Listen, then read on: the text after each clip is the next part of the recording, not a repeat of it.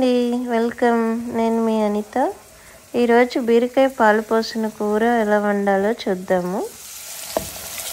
First బీరకాయలు బాగా కడిగి పైన తోలు తీసుకోవాలి.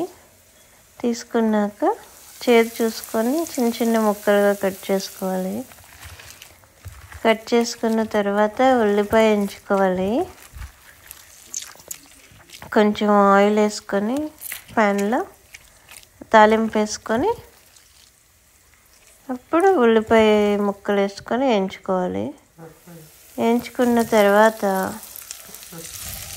బాగా వేగిన తర్వాత బీరకాయ ముక్కలు బాగా కొంచెం చేత్తో ఇట్లా నలుపుకోవాలండి. అప్పుడు గుజ్జు గుజ్జులాగా కూర బాగా వస్తుంది. అట్లా చేస్తే మామూలుగా వేయచ్చు, కానీ బాగా నలుపుకొని వేసుకుంటే గుజ్జులాగా వచ్చి కూర టేస్ట్ కూడా బాగుంటుంది. అంతే, కలిపేసుకొని మూత పెట్టేసి మగ్గనిచ్చుకోవాలి.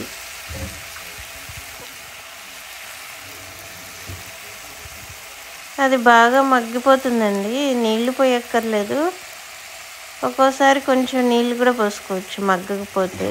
నేను ఒక 1/2 కప్పు వాటర్ పోసుకుని మళ్ళీ మగ్గబెట్టుకున్నాను. చక్కగా బీరకాయ ముక్క ఉడికిందండి ఆ నీళ్ళల్లో. తర్వాత